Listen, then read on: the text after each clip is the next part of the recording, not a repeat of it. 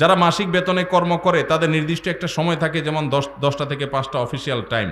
সে যদি ব্যক্তিগত কাজে অফিসে পরে আসে বা আগে চলে যায়, তাহলে সেক্ষেত্রে বেতন নেওয়াটা কতটুকু হালাল হবে? খুবই দরকারি প্রশ্ন। আমাদের অনেক ভাইরা আছেন, চাকরি করেন বিভিন্ন কোম্পানিতে, সরকারি বেসরকারি প্রতিষ্ঠানে। যেই কয় ঘন্টা ডিউটির জন্য আপনি চুক্তিবদ্ধ, ওই কয় ঘন্টা ডিউটি যদি আপনি ফাঁকি দেন, পরে আসেন, আগে চলে যান, আর কাজের ফাঁকে নিজের কাজকাম করেন, মোবাইল টিপাটিপি করেন, ফাঁকি ঝুঁকি দেন, তাহলে তাদের ওই ফাঁকি ঝুঁকি দেওয়ার সময়টার যে ইনকামটা, ওইটা হারাম হবে। সেই ইনকামটা কি হবে? হারাম হবে।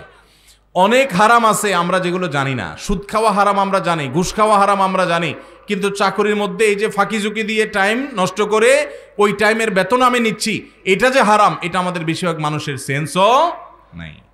ভাইরা আমার, আল্লাহর ভয়ে আমানতদারিতা রক্ষা করতে হবে। মুসলমান কখনো আমানতের খেয়ানতকারী হতে পারে না। এমনকি আপনি অফিসে বা কোম্পানি, সরকারি বেসরকারি যেখানে কাজ করেন, ডিউটির সময় আপনি বসে বসে যদি ওয়াজ শুনেন ইউটিউবে কাজ বাদ দিয়া, সওয়াব হবে না গুনাহ হবে? কোরআন তেলাওয়াতও যদি শুনেন, সওয়াব হবে না গুনাহ হবে? ইমানদার কখনো সিসি ক্যামেরাকে ভয় পাবে না। ইমানদার ভয় পাবে কাকে? আল্লাহ রাব্বুল আলামিনকে। আমি 8 ঘন্টা করে ডিউটি করার জন্য চুক্তিবদ্ধ, মাস শেষ পুরো স্যালারিটা নিচ্ছি, অথচ আমি এভারেজে পুরো মাসে 8 ঘন্টা, 10 ঘন্টা, 15 ঘন্টা, 20 ঘন্টা ফাঁকি দিয়েছি, সেই টাইমের সময়টা স্যালারি আমি নিচ্ছি, এটা হারাম। অনেক ওলামা একরাম আছেন, আল্লাহ তাদের মধ্যে আল্লাহর ভয় এমনটা দিয়েছেন। টুমচর আলিয়া মাদ্রাসা বাংলাদেশের সবচেয়ে প্রাচীন মাদ্রাসাগুলোর একটা, সবচেয়ে পুরাতন মাদ্রাসাগুলোর, শতবর্ষী মাদ্রাসাগুলোর একটা হলো লক্ষ্মীপুর জেলার টুমচর আলিয়া মাদ্রাসা। টুমচর আলিয়া মাদ্রাসার প্রিন্সিপাল ছিলেন শেখ হারুন আল মাদানী হাফিজাউল্লাহ, এখনো বেঁচে আছেন, সিনিয়র আলেমে দ্বীন, লক্ষ্মীপুরের কৃতি সন্তান।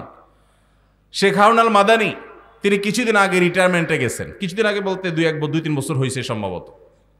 তিনি রিটায়ারমেন্টে গেছেন, প্রিন্সিপাল ছিলেন ওই প্রতিষ্ঠান থেকে, তিনি অবসরে গেছেন।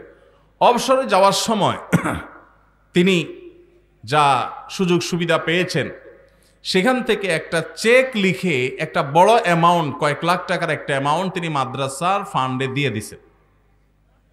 মাদ্রাসায় তিনি সেটা দিয়ে দিছেন।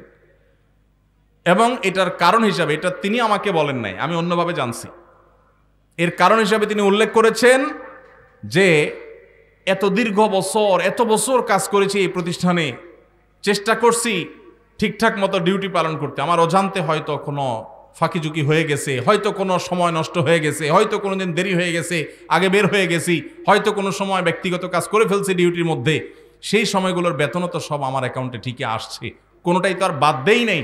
এই জন্য কিয়ামতের ময়দানে যেন দাঁড়ায় থাকতে না হয়, জান্নাতের পথে যেন বাধা হয়ে না দাঁড়ায়, এই জন্য কিছু টাকা, এর চেয়ে বেশি হবে না, এর কমই থাকবে, একটু বাড়ায়া সতর্কতামূলক দিলাম আমি দায়মুক্ত হওয়ার জন্য। মানুষ এখনো পৃথিবীতে আছে, সংখ্যায় কম, কিন্তু আছে। আল্লাহ আমাদেরকে মানুষ, সেই ইমানদার, সেই মুসলমান হওয়ার তৌফিক দান করুন। ইমানদারকে কোনো সিসি ক্যামেরার মনিটরিং এর প্রয়োজন হয় না, তার সেলফ মনিটরিং, নিজেকে নিজে মনিটর করে, আল্লাহর মনিটরিং এ বিশ্বাস করে। আল্লাহ আমাদেরকে সেরকম মুসলমান হওয়ার তৌফিক দান করুন। তাহলে ভাই, ডিউটির ফাঁকে এই ফাঁকি ঝুঁকি করলে সেটা নাজায়েজ হবে।